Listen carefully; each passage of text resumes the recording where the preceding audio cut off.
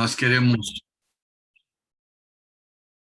queremos dar graças ao nosso Deus por mais esta oportunidade que Ele nos concede e agradecer também a presença de cada um nessa sala virtual para juntos nós estudarmos mais um trecho da Palavra de Deus. Hoje nós queremos, depois de apresentar a crucificação do Senhor Jesus e aqueles dois ladrões que foram crucificados com ele, foi a nossa meditação na semana passada, nós queremos dizer que aquele que foi morto não permaneceu morto. Ele, é verdade que deu a sua vida por nós, ele entregou-se a si mesmo para ser crucificado em lugar do pecador, e nós já temos abordado esta questão várias vezes. Ele tornou-se o substituto do pecador perdido e condenado, recebendo sobre si o castigo que deveria cair sobre cada um de nós. Mas a Bíblia nos diz também que aquele que morreu não permaneceu na morte. A morte não pôde detê-lo. A morte não pôde fazer com que ele simplesmente não existisse mais. A morte não pôde segurá-lo, porque a morte também estava sujeita a ele. E para provar isso, a Bíblia deixa claro o relato da ressurreição do Senhor. Agora, eu gostaria, antes de abrir a Bíblia, de dizer uma coisa aos nossos queridos e prezados ouvintes. Qualquer religião que você pensar, o fundador dessa religião pode ter sido uma grande pessoa, um bom homem, uma boa mulher, mas ele morreu e ele permaneceu morto. E sabe uma coisa que diferencia o cristianismo de qualquer outra religião? É que o nosso Salvador morreu sim, deu a sua vida por nós, mas ele não permaneceu na morte. E a esperança de todo cristão verdadeiro é que um dia o Senhor vai voltar. E se ele vai voltar, é porque ele está vivo. E eu quero falar sobre isso nessa noite. A ressurreição do Senhor Jesus. Nós vamos abrir as nossas Bíblias no Evangelho de Mateus, capítulo 28. E enquanto vocês fazem isso, eu vou compartilhar aqui uma tela com vocês.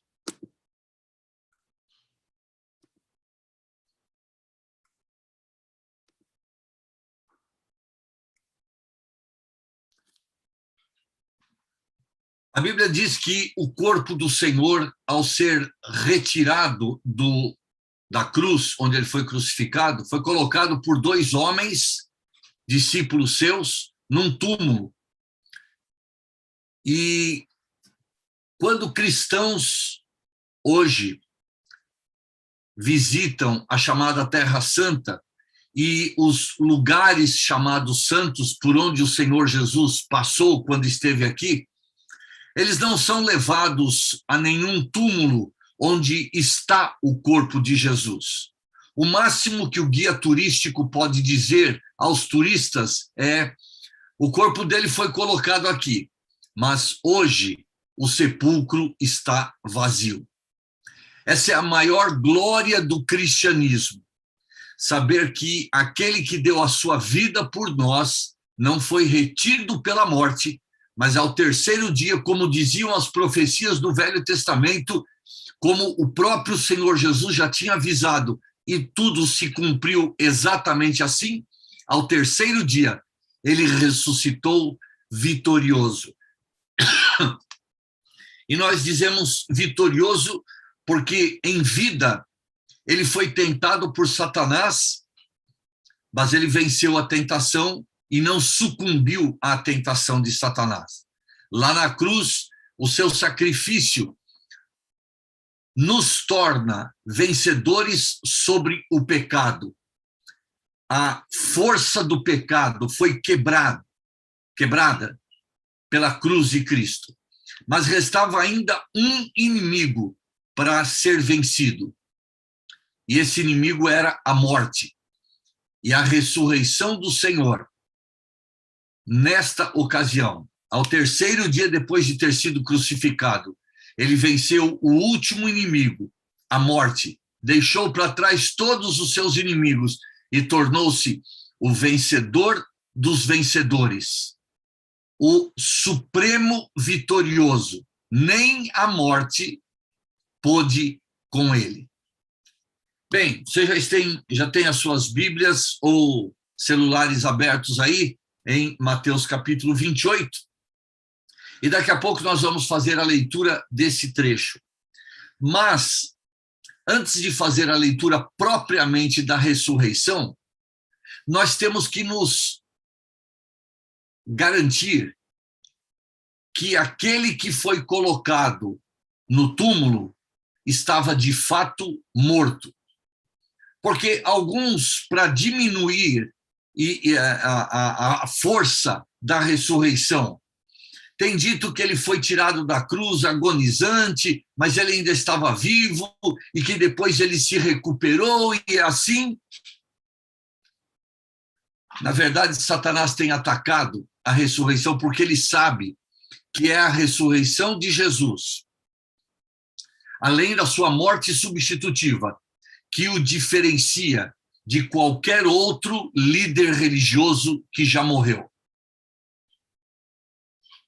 Então, nós temos que nos certificar que, para acontecer uma ressurreição, é preciso que a Bíblia deixe claro para nós que ele foi colocado ali morto. O seu corpo foi colocado inerte, sem vida, ali no túmulo. E a palavra de Deus deixa isso bem claro para nós.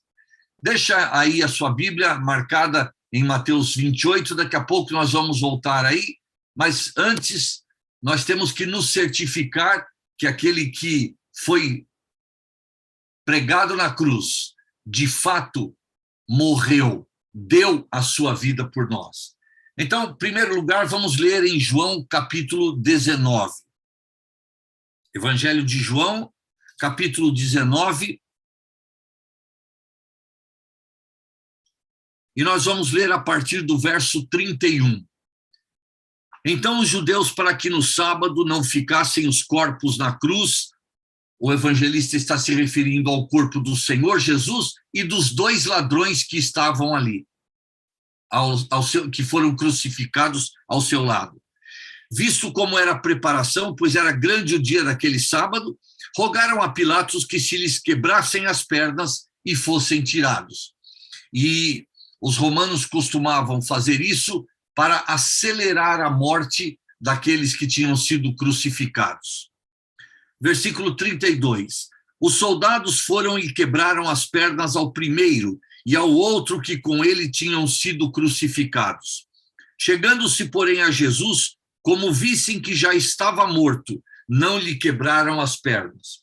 Em primeiro lugar, eu quero que você note o parecer que aqueles soldados romanos, habituados a crucificações, habituados a ver soldados mortos, pessoas mortas na sua presença, o que eles disseram a respeito do Senhor Jesus.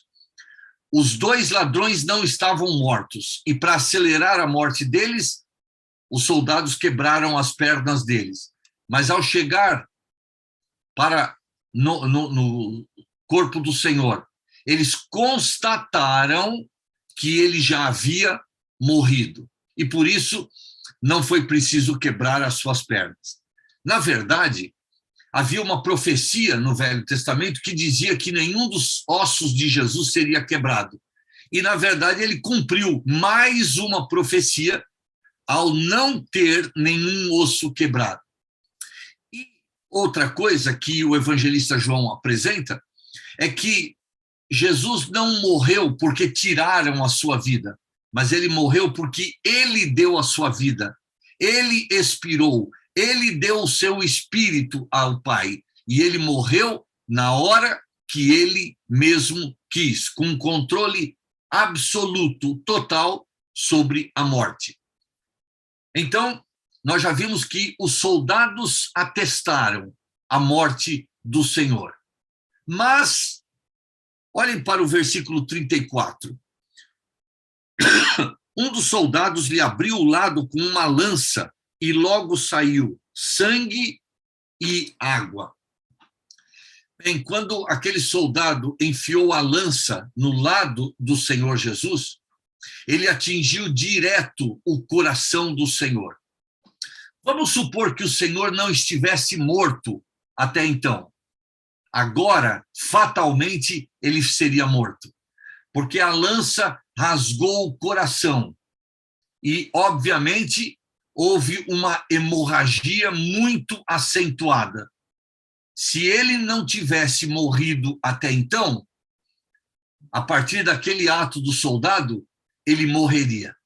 Na verdade, aquele ato só confirmou a morte do Senhor Jesus. E por isso, como já dissemos, não foi preciso que ele tivesse as suas pernas quebradas. Então, o testemunho dos soldados e o ato do soldado de furar o seu lado comprovou que o Senhor Jesus estava morto.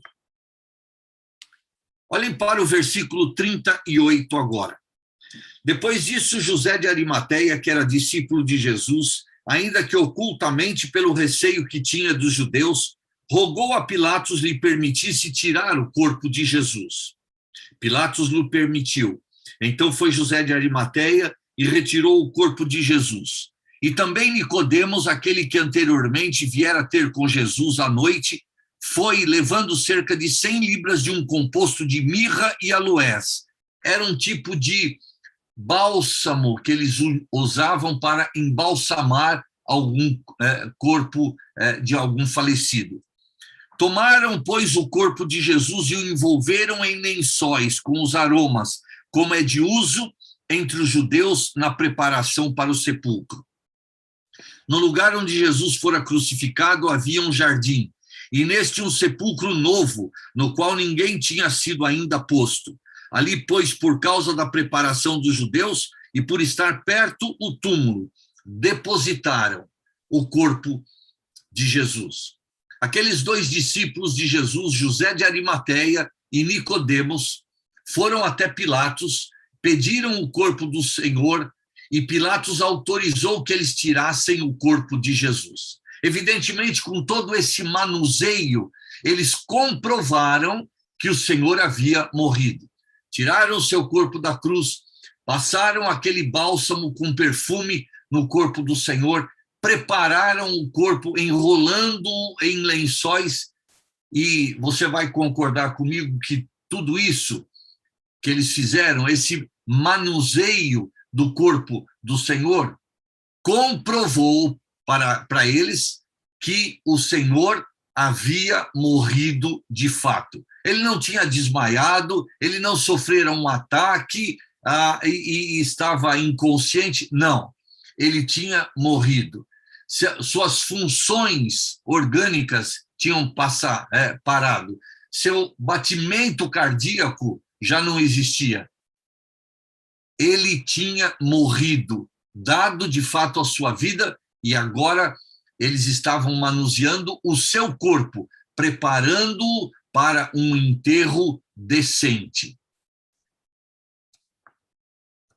Vamos voltar para Mateus, capítulo 27.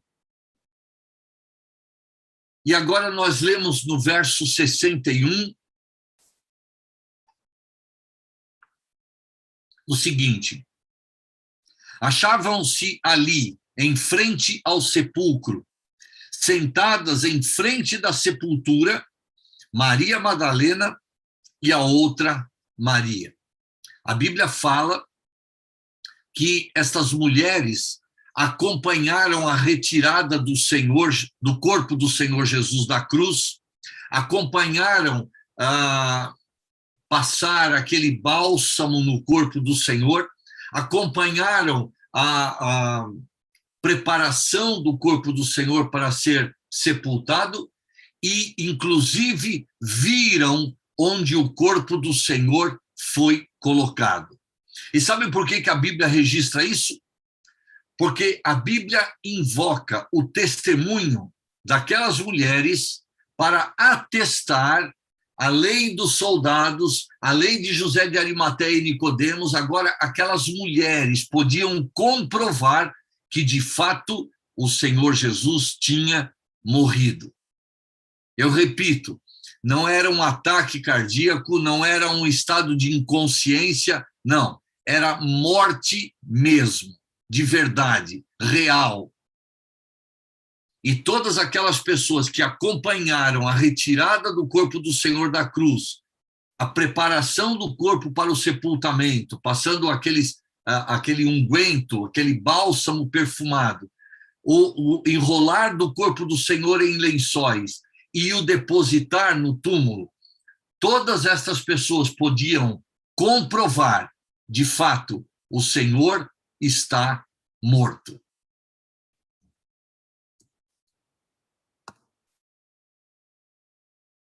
Continuando em Mateus capítulo 27, nós encontramos o seguinte no versículo 60. Versículo 59. E José, tomando o corpo, envolveu-o num pano limpo de linho e o depositou no seu túmulo novo que fizera abrir na rocha. E rolando uma grande pedra para a entrada do sepulcro, se retirou. Bem, a figura na tela de vocês aí mostra a entrada do sepulcro e aquela grande pedra que foi rolada na porta de entrada do sepulcro. Os historiadores dizem que aquela pedra pesava mais de 1 tonelada. E isso não seria trabalho assim para um homem só. Foram vários homens que rolaram a pedra na entrada do túmulo, impossibilitando alguém, então, de vir ali e subtrair o corpo. Agora, acompanhe a leitura a partir do verso 62. No dia seguinte, que é o dia depois da preparação, reuniram-se os principais sacerdotes e os fariseus e, dirigindo-se a Pilatos, disseram-lhe: Senhor, lembramo-nos de que aquele embusteiro, esse foi o nome que deram ao Senhor Jesus, enquanto vivia, note bem essas palavras, porque a Bíblia comprova, ou através do relato bíblico, nós podemos comprovar que até mesmo os líderes da religião judaica, que entregaram o Senhor Jesus para ser crucificado, motivados pela inveja que tinham do Senhor, até mesmo eles reconheceram que o Senhor havia morrido, porque eles disseram: enquanto ele vivia, ele disse, depois de 3 dias ressuscitarei. Obviamente, esta expressão, enquanto ele vivia, mostra que agora ele estava morto. E o fato do Senhor Jesus ter dito que ressuscitaria, isso significaria que ele não se recuperaria de algum problema cardíaco que ele tivesse. Mas a ressurreição é a volta à vida de quem passou pela experiência da morte. Só pode ressuscitar quem morreu de fato. Os principais líderes comprovaram que Jesus tinha morrido. E eles lembraram-se que, durante o seu ministério, o Senhor Jesus disse que ia ressuscitar. Então, eles propuseram o seguinte para o governador Pilatos, verso 64. Ordena, pois, que o sepulcro seja guardado com segurança até o 3º dia, para não suceder que, vindo os discípulos, roubem o corpo dele e depois digam ao povo: ressuscitou dos mortos, e será o último embuste ou engano pior do que o primeiro. Disse-lhes Pilatos: aí tendes uma escolta, ide e guardai o sepulcro como bem vos parecer. Indo eles, montaram guarda ao sepulcro, selando a pedra e deixando ali a escolta. Quando aquela pedra de entrada foi rolada à boca do sepulcro, o governador romano ordenou que a escolta de soldados ficasse em volta ali do túmulo e que fosse colocado o brasão romano sobre aquela pedra, o selo romano, que, segundo o governador Pilatos, comprovava que o que estava ali dentro, o corpo do Senhor Jesus, era propriedade do Império Romano. E só uma autoridade romana teria poder, autoridade, poderia mandar a retirada da pedra e a apreensão, então, daquele corpo. Quando Pilatos permitiu que fosse colocada uma escolta, ele deu ouvidos à voz dos líderes da religião judaica, os principais sacerdotes, escribas e fariseus, que comprovaram a morte do Senhor. E aqueles soldados, uma escolta de soldados, provavelmente 4 soldados, foram colocados ali na porta do sepulcro para impedir, então, que os discípulos viessem ali e roubassem o corpo e depois dissessem que o Senhor ressuscitou. Muito bem. Você viu quantas testemunhas comprovaram a morte do Senhor?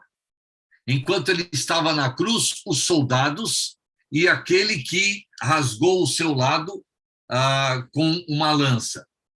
Tirando o corpo dele da cruz, José de Arimateia e Nicodemos, além de mulheres que comprovaram que o corpo dele estava morto. Os principais líderes da religião judaica reconheceram também a morte dele. Em outras palavras, está fortemente e firmemente documentado na palavra de Deus, documentada a morte real e verdadeira do Senhor Jesus Cristo. Muito bem. Agora, olhem para o capítulo 28 de Mateus. No findar do sábado, ao entrar o primeiro dia da semana, e você sabe que o primeiro dia da semana é o domingo, Maria Madalena e a outra Maria foram ver o sepulcro. Elas tinham visto onde o corpo do Senhor Jesus tinha sido colocado, então elas sabiam onde ficava este sepulcro. Versículo 2. E eis que houve um grande terremoto, porque um anjo do Senhor desceu do céu, chegou-se, removeu a pedra e assentou-se sobre ela. Interessante que Pilatos tinha mandado colocar o brasão romano sobre aquela pedra, indicando que o poder, a autoridade, o domínio romano se estendia ao que tinha sido colocado dentro daquele túmulo. Mas Deus não concordou com Pilatos.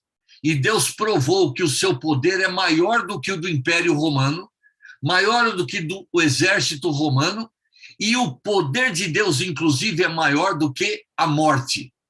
Porque no começo do domingo, o primeiro dia da semana, houve um terremoto suficiente apenas para deslocar aquela pedra da entrada do sepulcro. E um anjo chegou ali. Diz o versículo 3, o seu aspecto era como um relâmpago e a sua veste alva como a neve. Os guardas tremeram espavoridos e ficaram como se estivessem mortos. E, num primeiro instante, que eles tomaram aquele susto de ver o anjo e ver o terremoto, eles ficaram assustados, mas depois eles fugiram, deixando, então, de montar guarda ali onde o governador Pilatos os colocou. Versículo 5. Mas o anjo, dirigindo-se às mulheres, disse: não temais, porque sei que buscais a Jesus que foi crucificado. Ele não está aqui, ressuscitou, como tinha dito. Vinde ver onde ele jazia. A boa notícia que o anjo deu àquelas mulheres era fantástica. O Salvador delas, o Senhor a quem elas serviram em vida, de quem elas tinham cuidado durante muitos dias no seu ministério. Elas viram ele ser crucificado. Elas contemplaram a morte dele, o seu sofrimento. Elas contemplaram a retirada do corpo dele da cruz e a colocação do corpo dele ali no cemitério, no sepulcro. Mas agora, a notícia que o anjo estava dando a elas é: ele ressuscitou. Ele não está aqui. Aqui é lugar de mortos. Ele não está mais morto, ele está vivo. Que notícia maravilhosa aquelas mulheres receberam. Que notícia fantástica. O Salvador a quem elas tanto amavam e tanto serviram, ele morreu sim, mas ele não foi retido pela morte. E ele cumpriu exatamente aquilo que as profecias do Velho Testamento antecipavam e que ele mesmo tinha antecipado. Ao terceiro dia, ele ia ressuscitar, deixando para trás, então, como já dissemos, o último inimigo que restava para ser vencido, a morte, quebrando o domínio dela, destruindo o poder da morte. Quando ele se ergueu vitorioso, ressuscitou. A notícia que aquele anjo deu à mulher não poderia ser uma notícia melhor.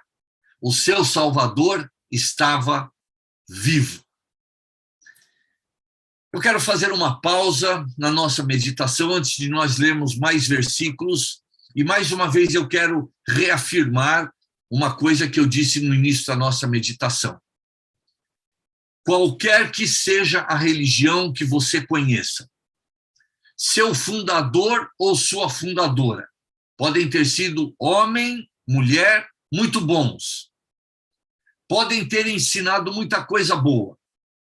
Mas, em primeiro lugar, nenhum deles poderia ser o nosso substituto ali na cruz do Calvário, a não ser Jesus Cristo, o justo.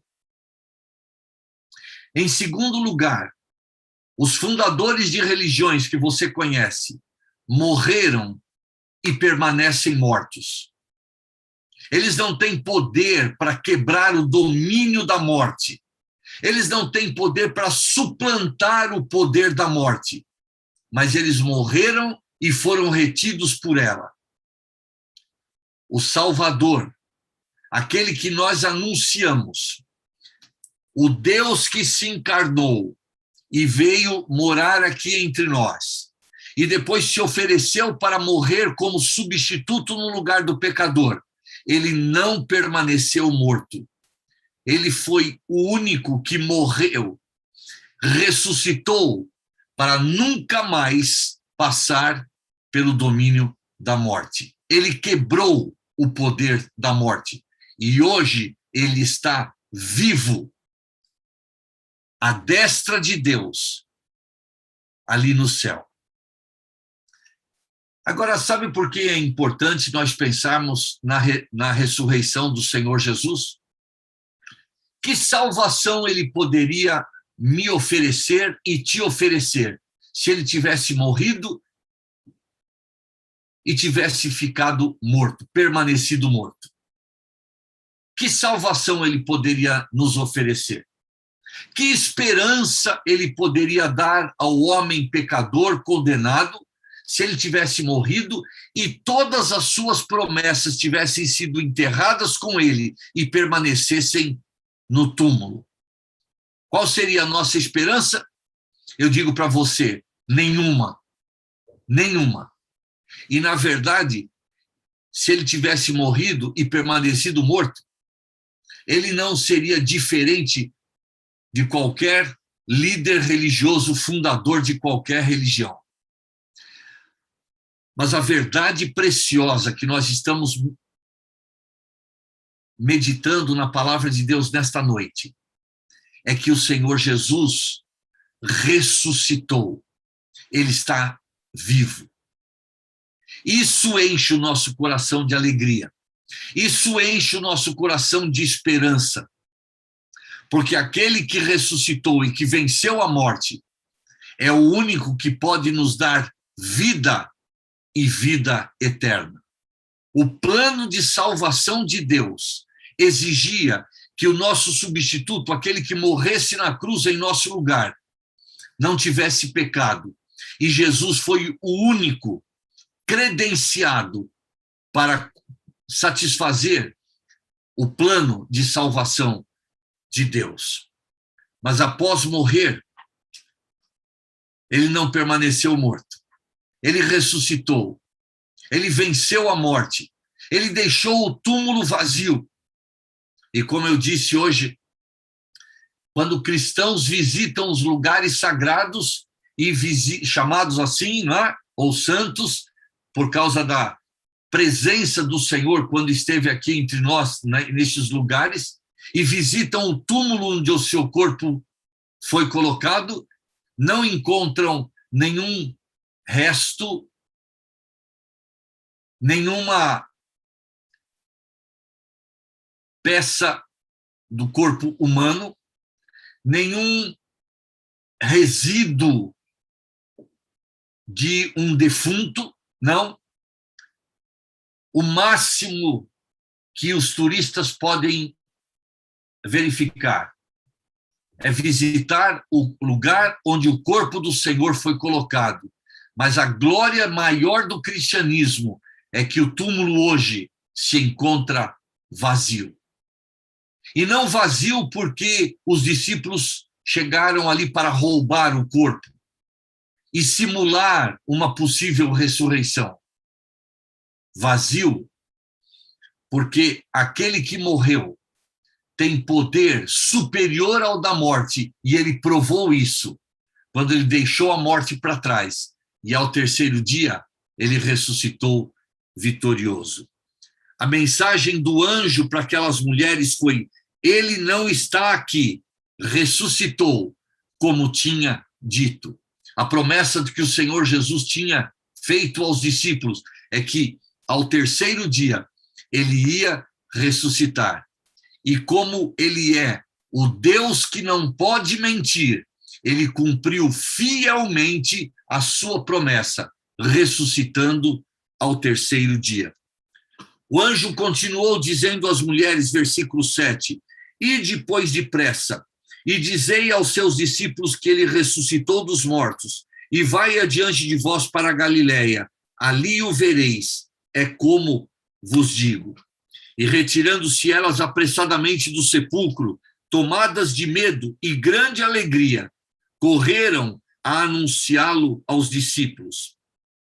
Sim, essa mensagem não podia ficar retida por elas. Não podia se limitar ao conhecimento delas. Elas tinham que anunciar isso aos demais discípulos. Afinal de contas, o seu Salvador, aquele que foi o substituto deles e delas lá na cruz central do Calvário, agora estava vivo. Vivo. O túmulo estava vazio. E assim como o anjo transmitiu essa boa notícia a elas, elas saíram a encontrarem-se com os discípulos e a propagarem essa boa notícia. Mas agora, notem o versículo 11. Indo elas, eis que alguns da guarda foram à cidade e contaram aos principais sacerdotes tudo o que sucedera. Eles relataram o terremoto, eles relataram a chegada do anjo, eles relataram a ressurreição de Jesus. Os guardas relataram isto aos líderes religiosos. E o que os líderes religiosos fizeram? Verso 12. Reunindo-se eles em conselho com os anciãos, deram grande soma de dinheiro aos soldados, recomendando-lhes que dissessem: vieram de noite os discípulos dele e o roubaram enquanto dormíamos. Caso isto chegue ao conhecimento do governador, nós o persuadiremos e vos poremos em segurança. Eles, recebendo o dinheiro, suborno, fizeram como estavam instruídos. Esta versão divulgou-se entre os judeus até o dia em que o Evangelho de Mateus foi escrito. E sabem por quê? Satanás se preocupou desde aqueles dias e se preocupa hoje em esconder a verdade da ressurreição de Jesus? Eu vou dizer para vocês por quê. Na carta aos Romanos, no capítulo 4, versos 24 e 25, nós lemos: nós que cremos naquele que ressuscitou dentre os mortos, a Jesus, nosso Senhor, o qual foi entregue por causa das nossas transgressões e ressuscitou por causa da nossa justificação. Sabem, esses versículos nos apresentam duas verdades importantes. Primeira, por que é que o Senhor Jesus morreu? O versículo diz que Jesus foi entregue por causa das nossas transgressões. E como nós temos já colocado, o plano de salvação de Deus, anunciado desde o Éden, quando os nossos primeiros pais, Adão e Eva, pecaram. Deus apresentou o seu plano de salvação ao homem, dizendo: número 1, você é um pecador. Número 2, como pecador, você merece receber a morte. E lembre-se que na Bíblia, morte significa separação eterna de Deus. Mas número 3, desde o primeiro pecado praticado pelos nossos pais, Deus permitiu que uma vítima inocente morresse em lugar do pecador. Deus enviou o seu filho a este mundo para morrer na cruz por causa das nossas transgressões, por causa do fato de que nós temos quebrado os mandamentos de Deus, desobedecido à vontade de Deus, e por causa do nosso pecado nós nos distanciamos de Deus. Jesus foi o substituto de todo pecador e deu a sua vida e permitiu que os homens o crucificassem para que sobre ele caísse o castigo que Deus estipulou para o nosso pecado e que devia cair sobre cada um de nós. Ele foi entregue por causa das nossas transgressões. Mas a segunda verdade que esses versículos nos apresentam é que ele ressuscitou por causa da nossa justificação. Qual foi a prova que Deus deu de que ele aceitou plenamente a morte do seu filho em nosso lugar lá na cruz do Calvário?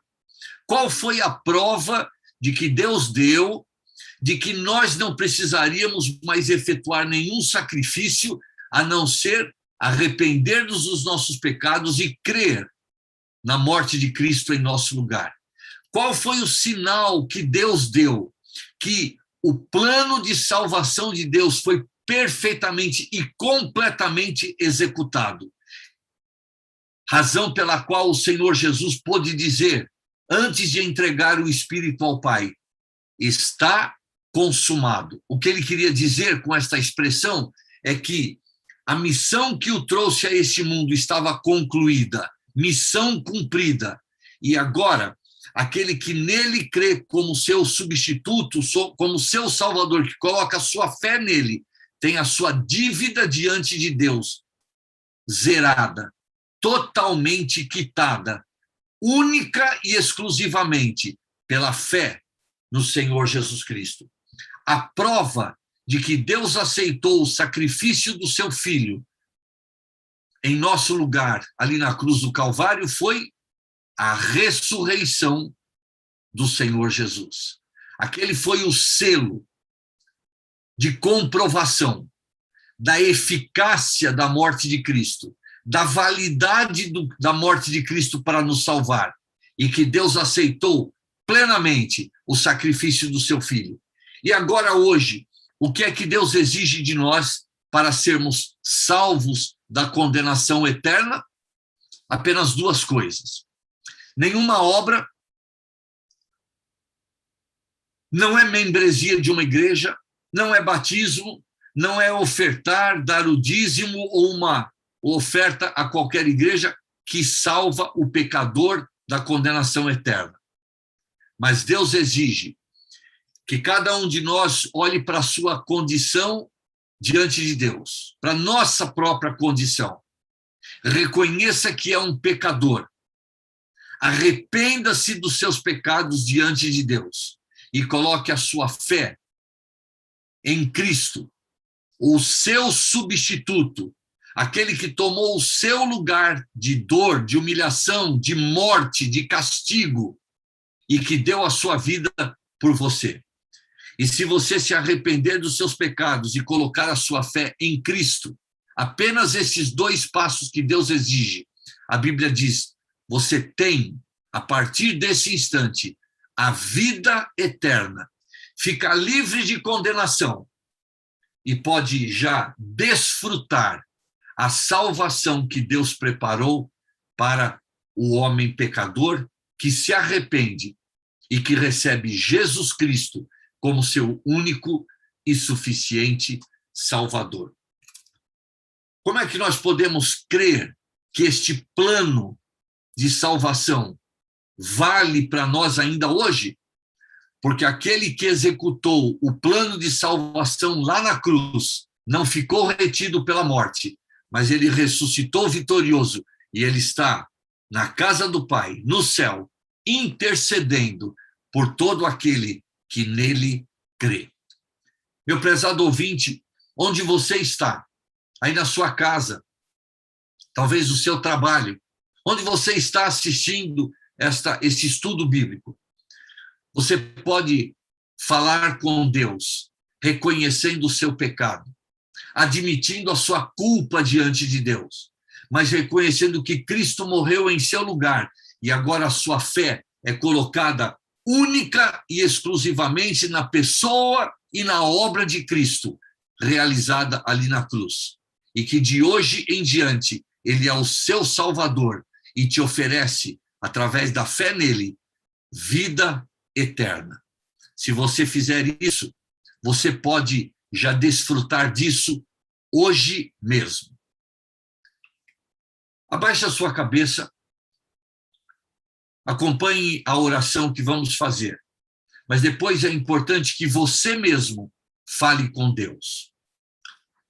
Senhor amado, nós temos ouvido e lido na tua palavra o relato que comprova que o teu filho amado morreu por nós, mas ele não permaneceu morto, ele ressuscitou e deixou o túmulo vazio. Muito obrigado, Senhor, por deixar esse relato na tua palavra, para que nós não creiamos e coloquemos a nossa fé num defunto, mas que a nossa fé viva esteja colocado naquele que vivo está, o Senhor Jesus Cristo. Pedimos que o teu Espírito possa agir nessa noite em algum coração que está ouvindo este estudo, levando essa pessoa ao arrependimento dos seus pecados e a colocar a sua fé no teu Filho amado, o Senhor Jesus Cristo. Pedimos, ó Pai, que o teu Espírito possa aplicar a tua palavra a algum coração e que possa haver júbilo diante dos anjos que estão na tua presença, por um pecador que se arrepende dos seus pecados e recebe Jesus Cristo como seu único e suficiente Salvador. Essa é a oração que deixamos diante de ti, porque a fazemos em nome dele, o Senhor Jesus Cristo. Amém.